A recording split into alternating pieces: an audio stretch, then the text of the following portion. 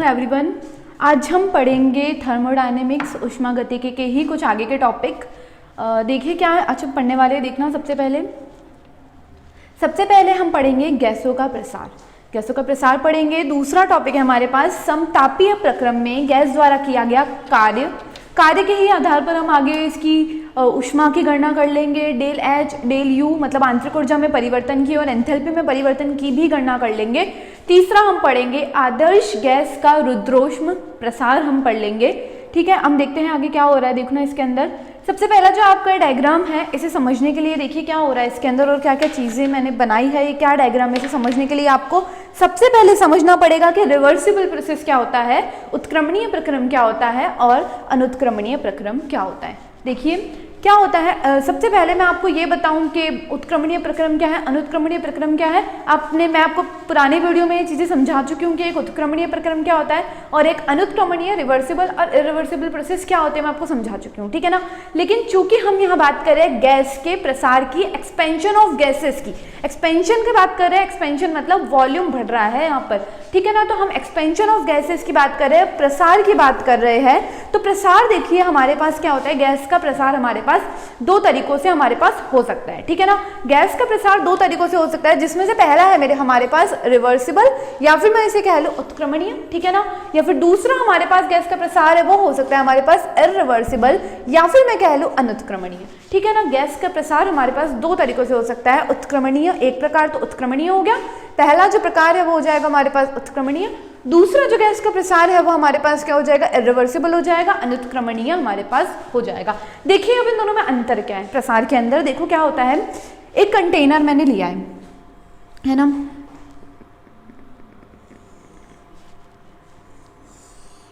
एक कंटेनर मैंने लिया है। ठीक है ना। इसके अंदर मैंने क्या रख रखे है, कुछ मॉलिक्यूल रख रखे हैं और मैंने यहाँ पे एक पिस्टन यहाँ पे मैंने लगा रखा है।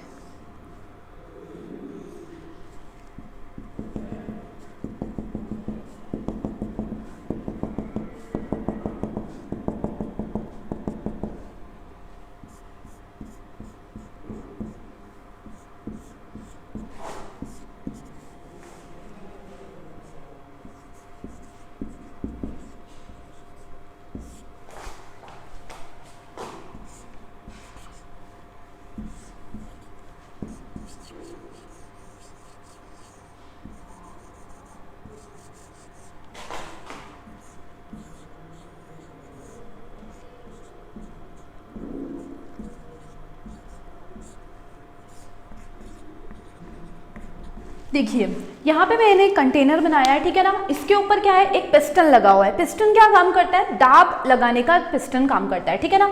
और हमारे पास क्या है, अंदर की तरफ हमने क्या रख रखे हैं, गैस के कुछ अणु रख रखे हैं, है ना। अब देखिए क्या होगा, गैस के जो कुछ अणु हैं वो यहाँ पर कुछ ना कुछ दाब लगा रहे होंगे। ठीक है ना। कुछ ना कुछ दाब ये लगा रहे होंगे। ठीक है ना। और इस पिस्टन की सहायता से हम क्या कर रहे हैं, इसे दबा रहे हैं, है ना। हम इसको दबाने का काम कर रहे हैं। तो हम किस दाब से उसे दबा रहे हैं, वो दाब हमारे पास हो जाएगा P बाह्य या फिर P एक्सटर्नल, हम उसे बोल देंगे। ठीक है ना। अब देखिए मैंने सबसे पहले मैं जो बात कर रही हूँ वो मैं बात कर रही हूँ उत्क्रमणीय प्रसार की या फिर रिवर्सिबल एक्सपेंशन की बात कर रही हूँ। ठीक है ना। सबसे पहली बात, प्रसार का मतलब क्या होता है कि भाई इसका वॉल्यूम V1 है तो इसका वॉल्यूम बढ़ जाए, ये यहाँ से वॉल्यूम जो है वो बढ़कर यहाँ आ जाए, पिस्टन यहाँ आ जाए, है ना। तो इस अवस्था को मैं प्रसार बोलती हूँ। तो इसका मतलब प्रसार हमारे पास कब होगा, जब P का मान ज्यादा होगा तब होगा, या P एक्सटर्नल का मान ज्यादा होगा तब होगा, या सिर्फ P का मान ज्यादा होगा। ऑफकोर्स सी बात है, अगर हमें प्रसार करना है, एक्सपेंशन करना है तो हमें P का मान जो है वो P बाह्य से P एक्सटर्नल से हमें ज्यादा चाहिए, है ना। तो हम कह देते हैं कि भाई हमारे पास क्या हो रहा है, प्रसार हो रहा है। ठीक है ना। प्रसार अगर हमारे पास हो रहा है, प्रसार हो रहा है, तो हमारे पास क्या होना चाहिए, P का जो मान है वो ज्यादा होना चाहिए, P एक्सटर्नल से हमारे पास ज्यादा होना चाहिए। ठीक है ना। मैंने बोल दिया कि आपको P का मान जो है वो हमारे पास ज्यादा होना चाहिए। अगर हम प्रसार की बात कर रहे हैं तो इसका मान हमेशा इससे ज्यादा होना चाहिए, तभी इसका एक्सपेंशन होगा, तभी इसका प्रसार होगा। ठीक है ना। अब देखो प्रसार के लिए हमने ये बात कह दी कि भाई ये इससे ज्यादा होना चाहिए, लेकिन अब यहाँ पे मेरे पास दो कंडीशन है, या तो ये हो कि P का मान इस मान से बहुत ज्यादा हो, या फिर इसका मान इससे सिर्फ और सिर्फ थोड़ा सा ज्यादा हो। ठीक है ना। तो अगर मैं पहली कंडीशन की मैं बात करती हूँ कि P का मान जो है वो सिर्फ थोड़ा सा ज्यादा है, P एक्सटर्नल से, मतलब ये कि अगर ये 50 है तो ये 50.5 है, 50.5 है, ठीक है ना। और दूसरी कंडीशन की मैं बात कर देती हूँ, P जो है वो बहुत ज़्यादा है, P एक्सटर्नल से, इसका मतलब अगर ये 50 है तो ये है 190 या 150 अराउंड ये मान है ना। तो समझे। अब सोचेंगे इसमें अंतर क्या है। देखिए अंतर ये है कि जब हमारे पास, तो अब इस चीज़ को मैं अगर रिप्रेजेंट करूँ तो देखो क्या है, P हमारे पास ज़्यादा है, P एक्सटर्नल में कितना जोड़ूँ मैं, DP मान लूँ मैं, DP मतलब पार्शियल इंक्रीज, आंशिक रूप से वृद्धि, और ये DP किसके बराबर हो जाएगा, 0.5 के बराबर हो जाएगा। देखो क्या है, ये अगर मैंने माना कि भाई सॉरी ये 50, ये 5 है और ये है ना, और ये है हमारे पास 150 और ये है, एक्सपेंशन के लिए हमें ये चाहिएगा कि इसका मान ज़्यादा हो, तो इसका मान ज़्यादा होगा तो इसका मान 150 होगा, और इसका मान बहुत कम है मतलब 50 ही है, और इसका मान थोड़ा सा ज़्यादा है मतलब ये 50.5 है, और ये हमारे पास हो जाएगा सिर्फ 50 हो जाएगा, मतलब इसका मान P का मान थोड़ा सा ही ज़्यादा है। अब देखो क्या बात कर रही हूँ, अगर इसका मान मैंने बोल दिया इसका मान है 50.5 है ना, तो P एक्सटर्नल हो जाएगा 50 प्लस DP का मान कितना हो जाएगा, 0.5 हो जाएगा, ठीक है ना। तो मतलब थोड़ा सा मान, बिल्कुल हल्का सा मान, बहुत छोटा सा मान अगर हम P एक्सटर्नल में जोड़ दे तो हमारे पास P का मान मिल जाएगा। तो ये चीज हो रही है, तो भी एक्सपेंशन हो सकता है और ये भी एक्सपेंशन हो सकता है। तो देखिए इस चीजों का इस पर क्या प्रभाव पड़ता है। देखो अगर मैंने पहली कंडीशन ली, मैंने पहली कंडीशन क्या ले ली कि P जो है वो ज्यादा है मेरे पास, P एक्सटर्नल से कितना ज्यादा है, P हमारे पास ज्यादा है, P एक्सटर्नल प्लस DP के बराबर है ना, थोड़ा सा ही ज्यादा है। तो देखो थोड़ा सा ज्यादा होने पे क्या होगा, देखो ये कंटेनर है हमारे पास, जब ये थोड़ा सा ज्यादा हुआ तो ये थोड़ा सा इसको धक्का देगा, बाहर ले आएगा, है ना, थोड़ा सा धक्का देके क्या कर देगा, ये इसको बाहर लेके आ जाएगा, और पिस्टन क्या हो जाएगा हमारे पास, मैं मिटा देती हूँ ये चीजें जो भी मैंने लिख रखी है। देखो क्या है,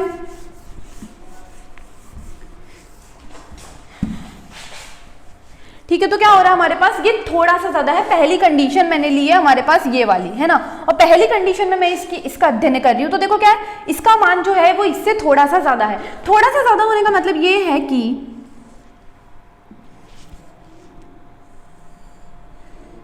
ठीक है ना, ये पिस्टन यहां से थोड़ा सा ऊपर बढ़ जाएगा और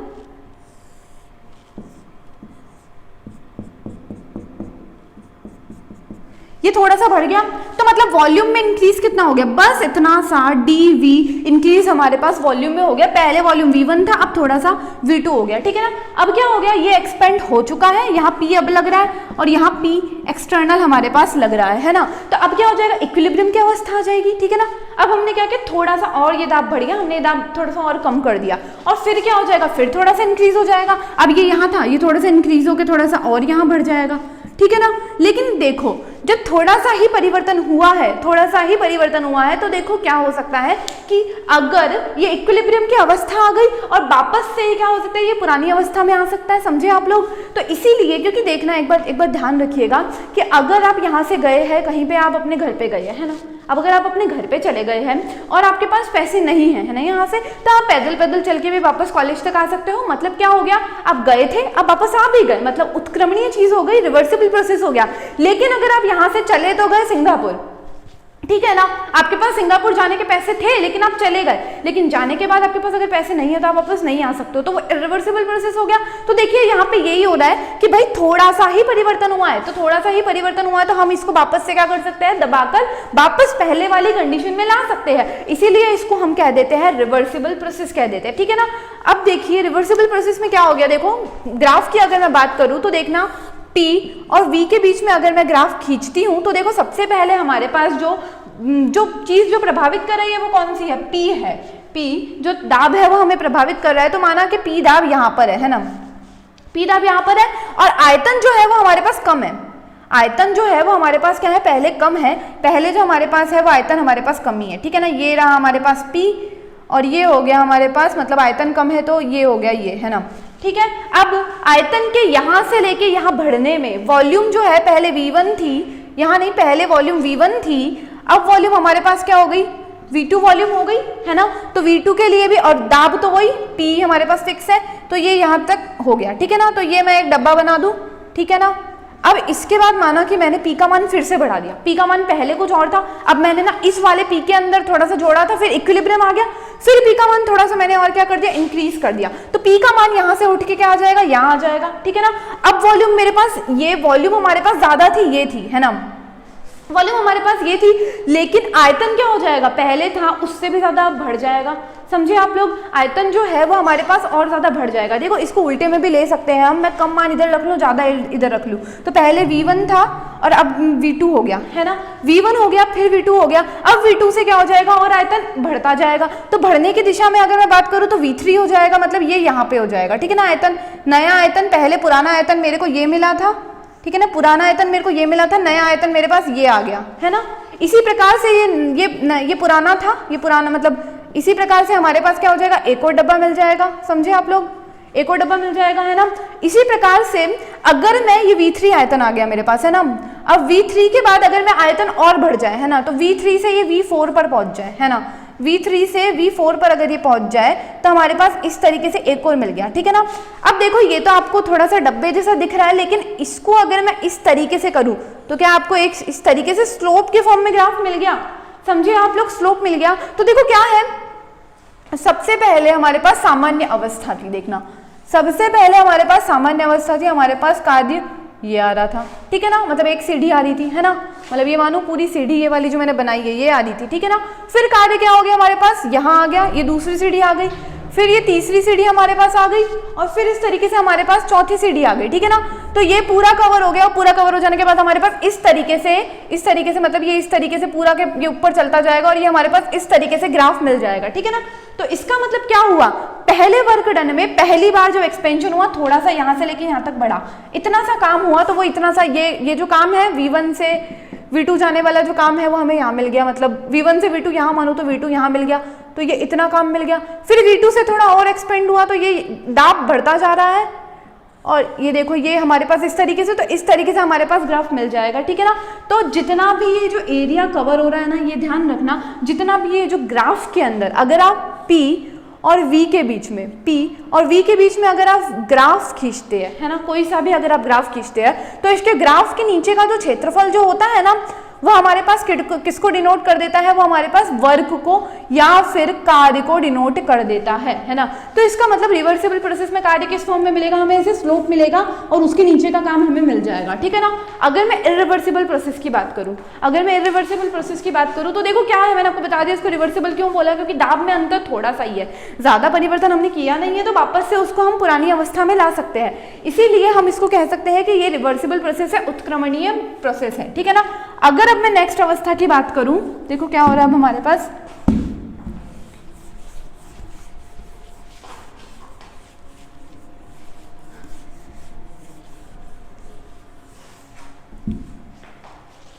देखो अगर मैं बात करूं कि जो P एक्सटर्नल है ये बहुत ज़्यादा है, P एक्सटर्नल से P जो है वो हमारे पास बहुत ज़्यादा है, मतलब इसका मान जो है वो इस वाले से बहुत ज़्यादा अधिक है, मतलब माना कि ये तो हमारे पास 500 है और ये हमारे पास सिर्फ 50 है, तो ये बहुत ज़्यादा मान है। तो देखिए इससे क्या होगा, ये जो गैस है ये इसके ऊपर मतलब ये बिल्कुल ना लगा हो बात एक ही है, तो ये देखिए ये यहाँ से क्या हो जाएगा, हमारे पास नेक्स्ट अवस्था क्या आ जाएगी, बिल्कुल ये सीधा, ये वॉल्यूम यहाँ से पिस्टन काम ही नहीं कर रहा और ये बहुत ज़्यादा है और ऊपर तो दाब है ही नहीं, तो देखिए ये बिल्कुल इस तरीके से हो जाएगा, इस तरीके से हो जाएगा, मतलब क्या बिल्कुल ऊंचा ऊपर उठ गया है ना।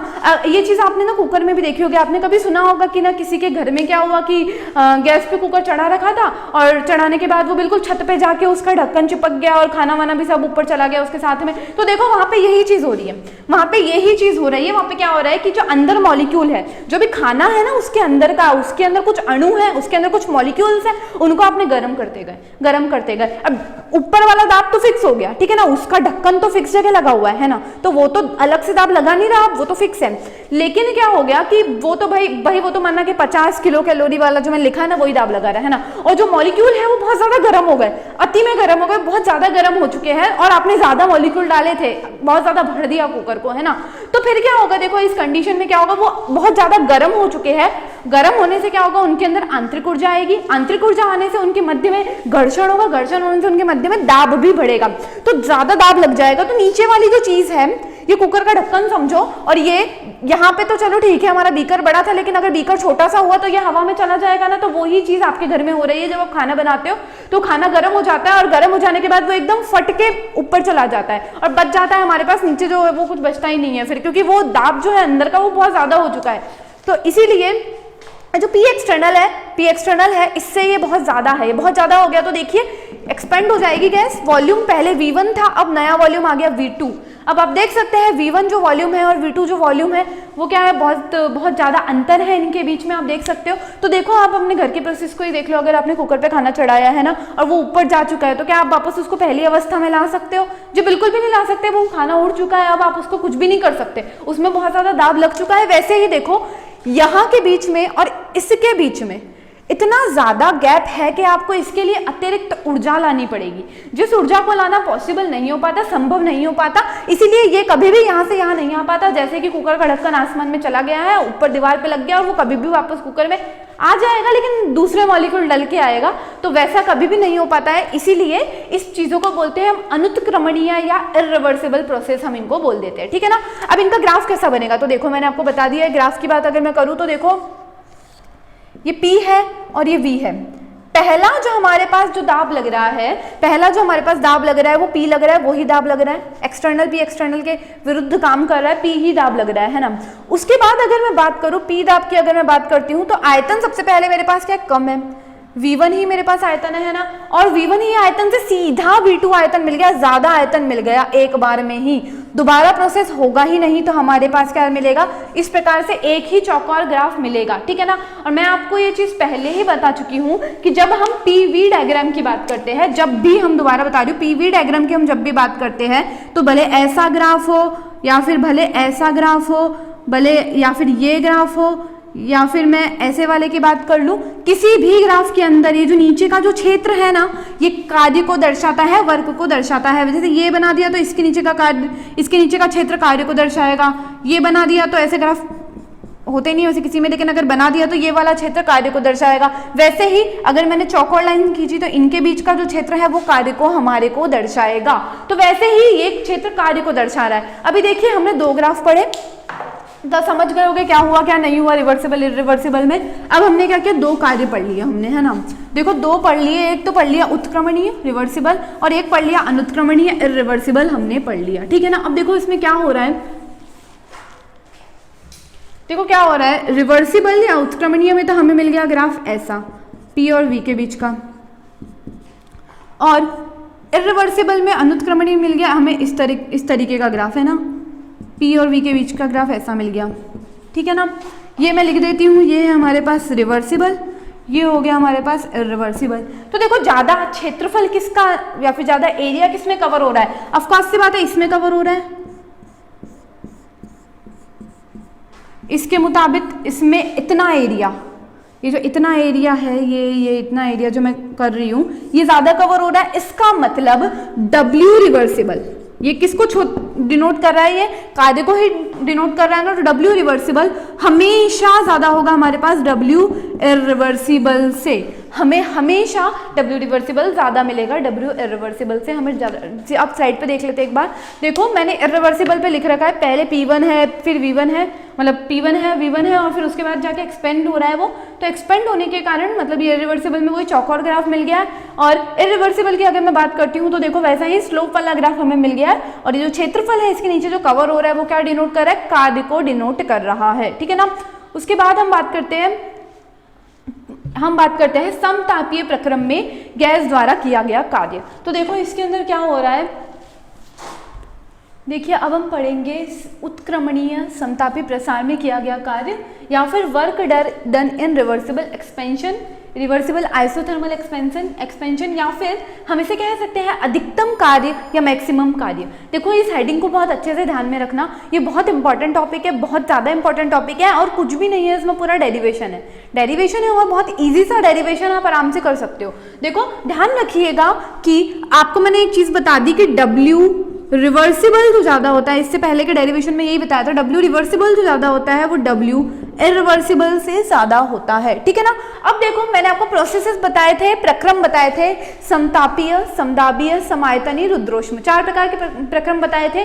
आपके कोर्स में सिर्फ 2 ही प्रकार के प्रक्रम है, समतापीय और रुद्रोष्म, मतलब आइसोथर्मल और एडियाबेटिक 2 ही प्रकार के प्रोसेस या प्रक्रम आपके सिलेबस में है। तो देखना है इसके अंदर एक चीज ध्यान रखना, एक चीज जो ध्यान रखने की है वो ये है कि W रिवर्सिबल, W उत्क्रमणीय ज्यादा होता है, कार्य ज्यादा होता है इरिवर्सिबल से, और इसमें भी W रिवर्सिबल आइसोथर्मल मतलब समतापीय जो है वो सबसे ज्यादा होता है। किससे ज्यादा होता है वो? W रिवर्सिबल, मतलब अगर हम समतापीय प्रक्रम को भी उत्क्रमणीय माने और रुद्रोष्म प्रक्रम को भी उत्क्रमणीय माने तो उनमें भी क्या होता है, जब समतापीय जो उत्क्रमणीय प्रक्रम है उसका कार्य ज्यादा होता है एडियाबेटिक से, मतलब रुद्रोष्म वाले से ज्यादा होता है। तो मैक्सिमम वर्क किसमें हुआ? देखो सबसे अधिकतम कार्य हमें किसमें करना पड़ा? समतापीय प्रसार में। समतापीय प्रसार में, ये जो हेडिंग लिखी है समतापीय प्रसार में उत्क्रमणीय अवस्था में हमें सबसे ज्यादा काम करना पड़ गया, ठीक है ना। तो अगर आपसे कभी पूछा जाता है क्वेश्चन में कि अधिकतम कार्य की गणना कीजिए या मैक्सिमम वर्क की गणना कीजिए, तो आपको वो बताएगा नहीं कि आपको कौन सा कैलकुलेशन करना है, समतापीय वाला करना है जो कैलकुलेशन में यहाँ लिख रही हूँ, ठीक है ना। तो यह हेडिंग अच्छे से ध्यान में रखना। अब देखो क्या होता है हमारे पास, तो मैंने आपको बता दिया सबसे ज्यादा ये होता है। उसके बाद देखो क्या हो रहा है हमारे पास, अगर हम बात करते हैं वर्क की, ठीक है ना, अगर हम बात करते हैं वर्क की तो W रिवर्सिबल में लिख रही हूँ, ठीक है ना। W रिवर्सिबल किसके वर्क में आपको बता चुकी हूँ W बराबर होता है PdV, ठीक है ना। मैंने आपको बता दिया वर्क जो होता है हमारे पास PdV के बराबर होता है ना। अब देखो मैंने लिख दिया यहाँ पे PdV मैंने यहाँ पे लिख दिया, ठीक है ना। अब देखो यहाँ पे क्या हो रहा है, ये मैंने एक प्रसार की ही वो चीज की है। देखो क्या है, सबसे पहले कंटेनर है, इसके अंदर जो ताप है वो T लिया है मैंने, आयतन है वो V1 लिया है और दाब है वो P1 लिया है, ठीक है ना। प्रसार हो गया, प्रसार होने से क्या होगा, इसका प्रसार होने से इसका वॉल्यूम जो है, आयतन जो है वो इंक्रीज हो जाएगा, तो इंक्रीज होने से नया आयतन V2 हो गया, ठीक है ना। दाब पहले ज्यादा था, अब नया दाब लगेगा, कुछ और दाब लगेगा, तो नया दाब मैंने लिख दिया P2 लिख दिया, ठीक है ना।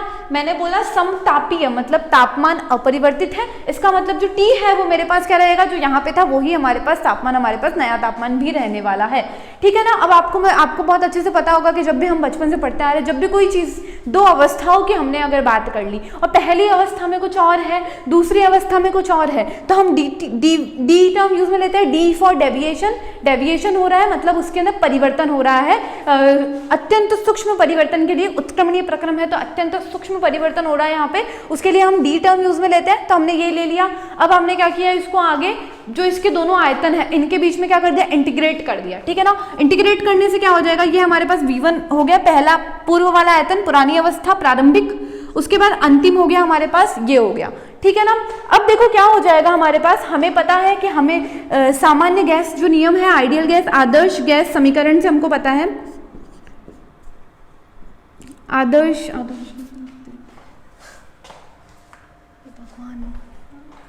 आदर्श गैस समीकरण से आपको पता है ये चीज, या फिर मैं कह लूं आइडियल गैस लॉ से आपको ये चीज पता है कि जो PV होता है वो हमारे पास होता है nRT के हमारे पास बराबर होता है, ठीक है ना। N क्या होते हैं हमारे पास, नंबर ऑफ मोल्स होते हैं, है ना। तो N को माना कि मैंने मान लिया N को 1 मोल मान लिया, है ना। तो हमारे पास PV किसके बराबर हो जाएगा, हमारे पास RT के बराबर हो जाएगा, ठीक है ना। तो मैं लिख सकती हूँ ये जो P है वो हमारे पास किसके बराबर हो गया, RT बाय V के बराबर हो गया, ठीक है ना। अब इस P की जगह मैं इस RT बाय V को लिख देती हूँ, ठीक है ना। अब देखो लिखने के बाद क्या करूंगी मैं इसका,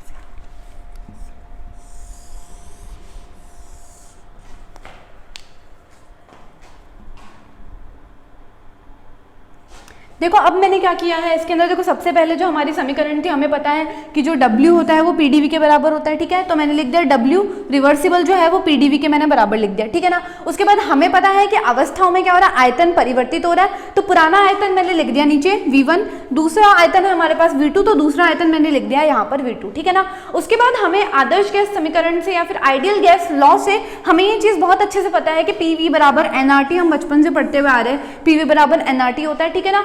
अगर हम बात करते हैं एक मोल गैस की, एक मोल गैस की अगर मैं बात कर रही हूं तो n बराबर हो जाएगा मेरे पास 1, ठीक है ना। तो n की जगह मेरे पास 1 आ गया, तो PV बराबर RT हो गया, P बराबर RT बाय V हो गया।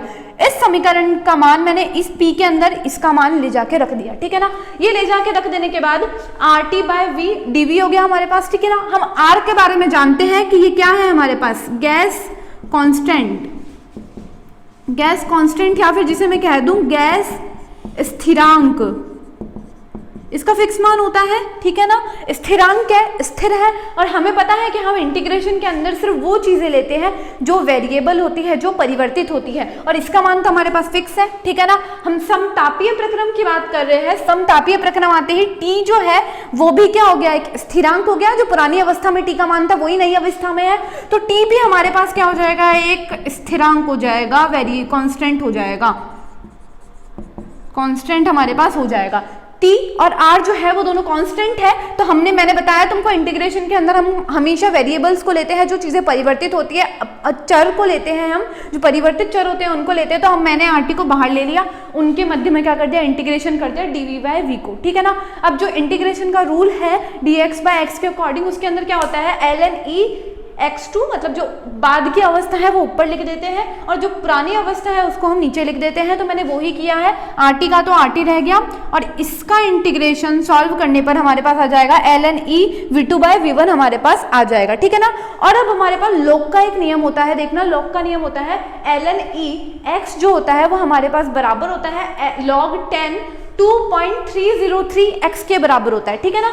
अब यहाँ पे मैं v2 बाय v1 को मैंने क्या बोल दिया है, x बोल दिया है ना। तो जैसे ही मैं इसको सॉल्व करूंगी तो w रिवर्सिबल है, वो क्या हो जाएगा, RT का तो RT आ गया यहाँ नीचे, ऐसा कैसा नीचे आ गया। ln e को हटाऊंगी तो मेरे पास ln e को हटाते ही मेरे पास क्या आ जाएगा, ये वाली टर्म आ जाएगी, तो log 10 आ गया, 2.303 आ गया यहाँ पे, ठीक है ना। और ये जो x की टर्म थी, x की टर्म v2 बाई v1 वो ऐसे कैसे हमारे पास आ गई, ठीक है ना। तो अगर आपसे ये पूछा जाता है कि आप गणना कीजिए उत्क्रमणीय समतापी प्रसार में या फिर रिवर्सिबल आइसोथर्मल एक्सपेंशन के अंदर वर्क की गणना कीजिए, तो हमारे पास ये वर्क डन हमारे पास आ जाएगा, ठीक है ना। अगर मैं एक और बात करती हूँ कि मैंने आपको बताया कि इसमें क्या हो रहा है, आयतन दाब परिवर्तित हो रहा है, दाब पहले कुछ और था, नया दाब कुछ और है। तो मैं कह सकती हूँ, देखो पुरानी अवस्था के अंदर हमारे पास तो दाब हो गया, वो हो गया, पुरानी अवस्था में जो हमारे पास दाब हो गया वो हो गया P1, ठीक है ना। नई पुराना अवस्था का आयतन क्या हो गया हमारे पास, V1, ठीक है ना। और ये किसके बराबर हो जाएगा, RT के बराबर हो जाएगा, जैसे कि यहाँ समीकरण में दे रखा है PV बराबर RT हो गया। तो पहली अवस्था की मैं बात करूं तो RT हमारे पास बराबर हो जाएगा V1 बाय V1, मतलब P1 V1 के बराबर हमारे पास RT हो जाएगा, ठीक है ना। उसके बाद अगर मैं बात करती हूँ P2 V2 की मैं बात करूं तो ये भी हमारे पास RT के बराबर हो जाएगा। समझे कैसे हुआ, P की जगह, इस P की जगह मैंने एक बार तो पुरानी अवस्था के लिए ले लिया, तो पुरानी अवस्था के लिए P1 V1 बराबर RT हो गया, ठीक है ना। और एक बार दूसरी नई अवस्था के लिए ले लिया तो P2 V2 बराबर RT हो गया, है ना। तो ये दोनों हमारे पास क्या हो जाएंगे, बराबर हो जाएंगे। इसका मतलब समीकरण 1 और समीकरण 2 है वो क्या हो जाएगी, एक दूसरे में आपस में बराबर हो जाएगी। तो इसका मतलब P1 V1 जो है मेरे पास क्या हो जाएगा, P2 V2 के मेरे पास बराबर हो जाएगा, ठीक है ना। इसको नीचे अगर मैं लेके चली जाऊं P को यहाँ से, तो P1 बाय P2 जो है वो मेरे पास किसके बराबर हो जाएगा, V2 बाय V1 के मेरे पास बराबर हो जाएगा, ठीक है ना। P1 V1 जो है, यहाँ लिख देती हूँ मैं, दूसरी जगह लिख देती हूँ। देखो क्या हो रहा है, ये जो डेरिवेशन का जो एंड सॉल्यूशन है वो वहां लिखा हुआ है। देखो मैंने आपको बोला कि आदर्श गैस समीकरण से हमारे पास होता है PV बराबर RT टी होता है, ठीक है ना। मैंने आपको दो अवस्थाएं बताई, एक कंटेनर की पुरानी अवस्था थी, एक कंटेनर की फिर यहाँ नई अवस्था थी आयतन बढ़ जाने के बाद। अगर मैं इसकी बात करती हूँ तो P1 V1 बराबर RT हो जाएगा, इसके बात करती हूँ तो P2 V2 बराबर RT हो जाएगा। दोनों को मैं बराबर रख सकती हूँ तो P1 V1 बराबर हो जाएगा P2 V2 हो जाएगा, ठीक है ना। अगर मैं इसको नीचे लेके चली जाऊँ तो P1 बाय P2 जो है वो मेरे पास किसके बराबर हो जाएगा, V2 V1 के बराबर हो जाएगा।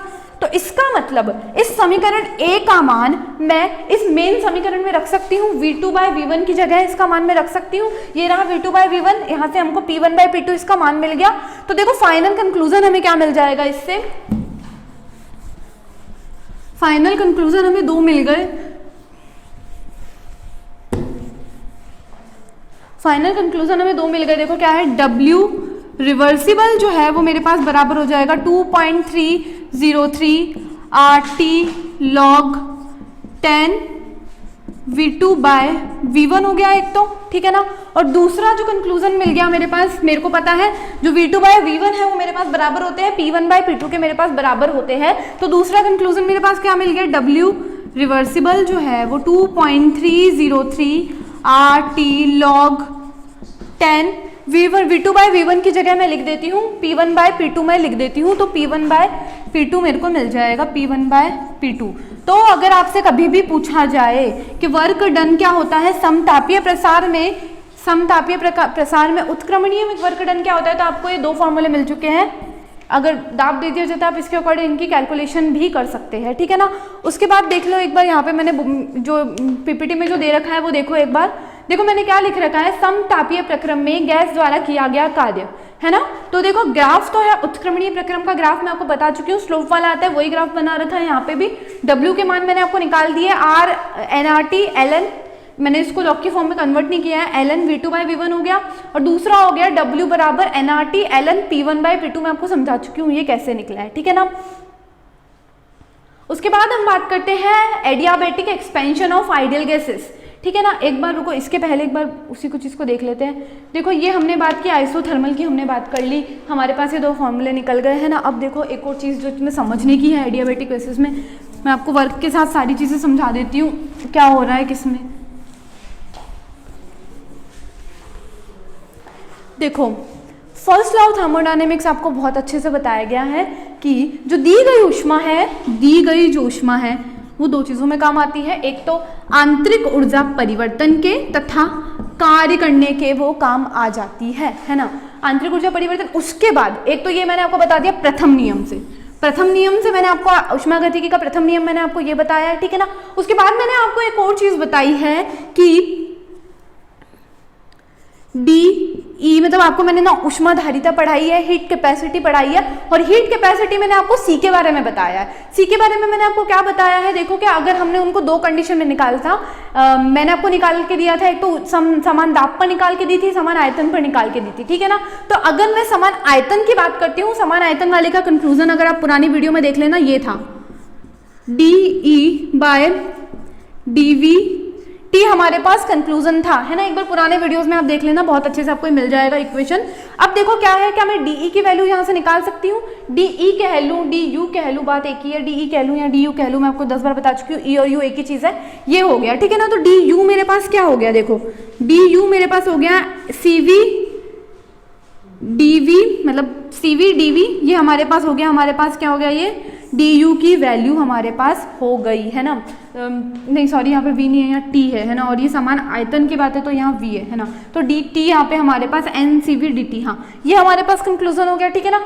अगर देखो यहाँ पे आप गौर से देख रहे होगे तो आपको यहाँ पे एक टर्म मिलेगी DT, मतलब क्या किया, ताप में परिवर्तन कर दिया। लेकिन मैं बात किसकी कर रही हूँ, मैं बात कर रही हूँ समतापीय प्रक्रम की मैंने बात की है, मतलब ताप तो परिवर्तित हुआ ही नहीं है, ताप तो पुरानी अवस्था में भी सेम है, नई अवस्था में भी सेम है। इसका मतलब dt का मान क्या हो जाएगा, dt जो है वो मेरे पास किस पे डिपेंड करता है, T2 माइनस T1 के बराबर होता है।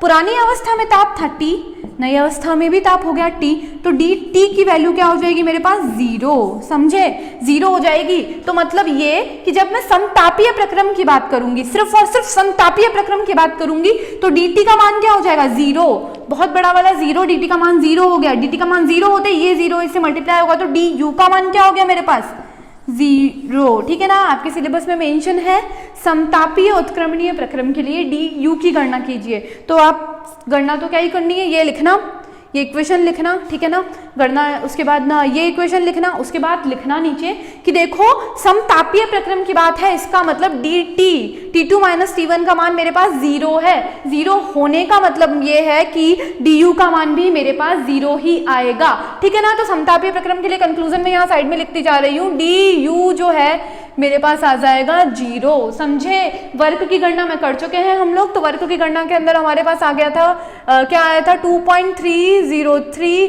log RT log V2 bye V1। अगर आपको P1 बाय P2 वाला करना हो तो वो भी लिख देना, लेकिन हमारे पास कंक्लूजन ये आया है ना।